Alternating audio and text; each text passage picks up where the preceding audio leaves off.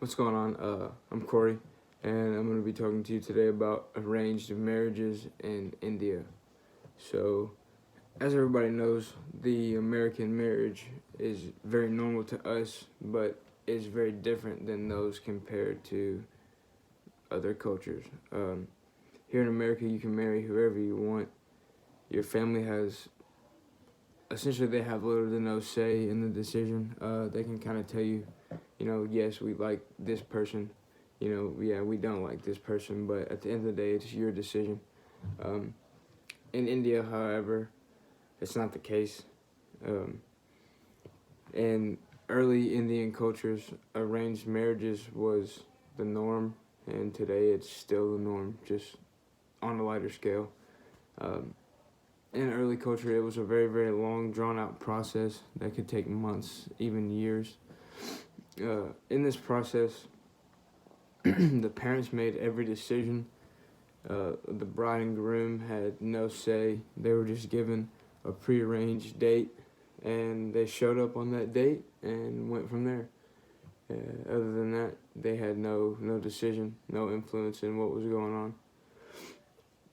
The local matchmaker was said to be a very important person during this process, and that was an individual who kept a database of every marriageable person in the nearby area. And once a family was looking to marry, they would go to this matchmaker, and once a match was made, it was then the responsibility of the two families to meet and discuss finances and other things that would play an important role down the road in the marriage. Some things that were very important were religion. Religion was probably at the top of the list. Both families must be of the same religion because if they weren't, they would not be able to preserve the Indian culture. And that was overall the number one thing behind the arranged marriage, was to preserve the culture of the people in India. Next is horoscopes. The people in India believe that the horoscope plays a very major role in life in general, but especially in marriage.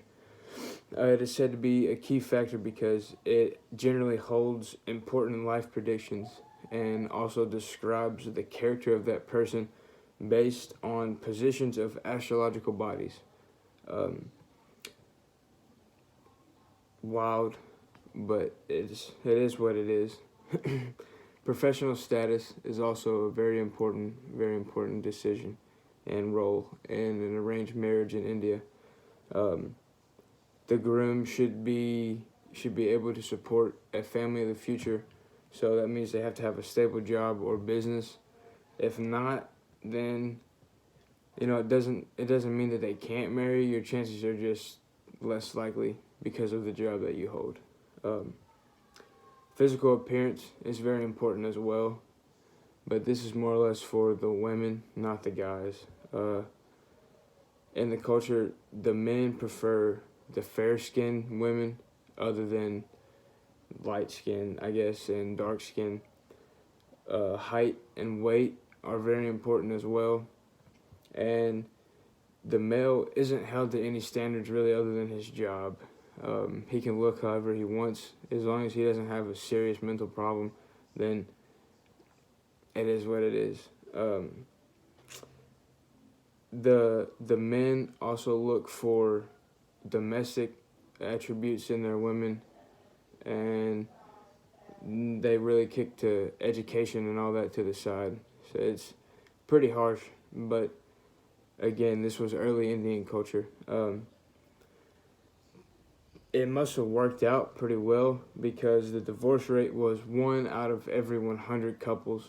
So in a traditional marriage, the couple wasn't getting divorced. And I think it was because this marriage was based off duty and commitment a lot of times, other than true love and passion for one another. The families just didn't want to, the people just didn't want to make their families mad, so they felt like it was their duty to stay in a marriage and fight for one another. In modern arranged marriages, though, it's a little different. Instead of the parents making all the decisions, it's more online and like online chats and organized programs and stuff like that for people to get on and meet one another without having to go through their parents. Expectations have changed for women and for men.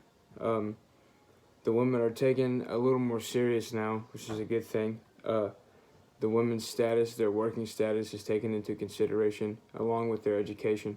So it's nice to see those changes being made, and it's really just pretty crazy to think about how all different cultures do different things, and marriage was probably one of the biggest things that stood out to me because it's something that we don't really see, we don't really think we have that freedom. But I mean, you could go out tomorrow and say that you're gonna marry, some random person on the street, and if they want to marry you, you can go get married. But in India, you couldn't do that. So just understanding your own culture and where you come from is important to me. So that's why I chose to do marriage.